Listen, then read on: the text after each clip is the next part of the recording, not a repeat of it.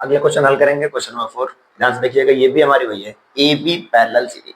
ये जो हमारी ए बी लाइन है वो सीडी के पैरेलल है, ये लाइन इसके पैरेलल है, ठीक है। और ये लाइन क्रॉस काट रही है और ये लाइन क्रॉस करके काट रही है। दिया क्या हमें, ए पी क्यू ये 50 का है और 1 ये आपका पी आर डी जो है 170 का है। हमें फाइंड करना है एक्स और वाई का मान। ध्यान से देखिए, इसके भी वो आपके दो तरीके। पहला मेथड, फर्स्ट क्या मेथड है, सबसे पहले क्या देखना है हमें कि ये लाइन जो है अगर इसके पैरेलल है, ये लाइन इसको काट रही है बीच से करके, तो ये लाइन जो होता है, ये एंगल जो होता है वो इसके बराबर होता है। किसके अनुसार, हमने बताया था कि अल्टरनेट, अंदर की बात है, बाहर वन कर लेंगे हम, लाइन के इस साइड का इसके बराबर होता है। तो सिंपल यहाँ लिखेंगे कि एक्स इजिकल टू एंगल, ये क्या नाम है इसका, angle A P Q equal to 50। एक तो पहले बिना किए हुए फाइंड हो गया हमारा, केवल गिवन आपको लिख देना है, गिवन के बाद आपको ये हल कर देना है कि A P Q equal to 50। X का मान तो आ गया। अगला सुनिए, वाई के मान कैसे निकालेंगे।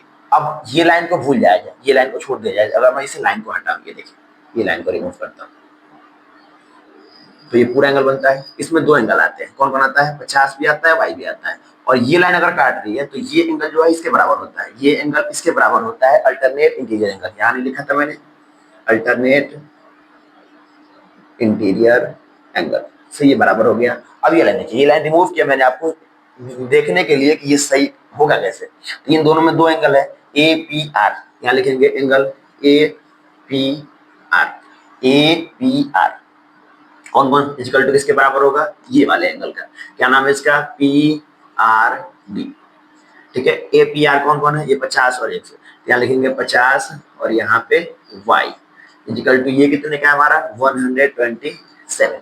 अब सिंपल y का मान निकाल लीजिए, y इक्वल टू आपका हो जाएगा 127 माइनस 50। माइनस 50 करेंगे तो यहाँ 7 आएगा और 12 में से 5 जाएगा, यहाँ भी आपका 7 बचेगा। ये आ गया। ये आपका क्वेश्चन नंबर 4 का सॉल्यूशन पहले मेथड से हो चुका है। दूसरा मेथड देखिए, यहाँ से ये सेकेंड लाइन बना लीजिए, जो मेथड आपको अच्छा लगे उसे करिएगा। ये देखिए ध्यान से, पहला तरीका, पहला क्या है हमारा, ये वाला जो एंगल है इसके बराबर, तो जो पहला आपको करना ही है, ये नियम सेम है, एक्स इजिकल टू आपको 50 करना ही है, इसके अनुसार अल्टरनेट इंटीरियर एंगल के अकॉर्डिंग, ठीक है। अगर ये हमें 50 का मिल जाता है तो ये एक स्ट्रेट लाइन आपको दिख रही है, स्ट्रेट लाइन सीधी लाइन। अगर ये से 127 का है तो ये वाला एंगल कितने का होगा, तो ये देखिए ध्यान से, angle P R D plus angle P R Q plus angle P R Q equal to 180, इसके अनुसार लीनियर पेयर, लीनियर पेयर। ये सीधी लाइन है और इस पे टोटल जो एंगल बनेंगे हमारे 180 के बनेंगे, क्योंकि ये हमारे स्ट्रेट लाइन पे हमेशा एक लीनियर पेयर बनता है।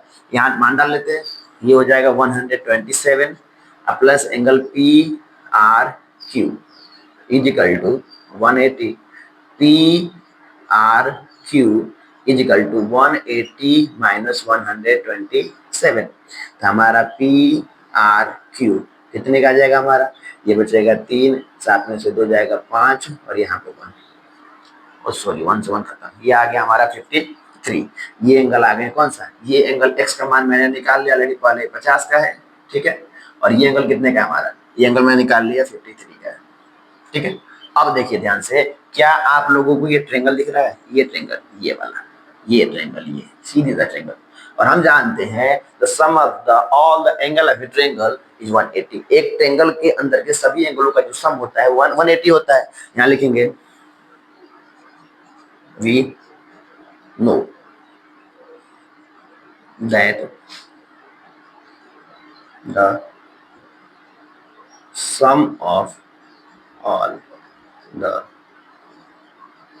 angle of a triangle is equal to 180। एक एंगल का कितने 180 होते हैं, तीनों एंगल लिख लीजिए। एक था हमारा x प्लस वाई प्लस, और एक एंगल हमारा है पी आर क्यू, ये तीन एंगल है 180, ठीक है।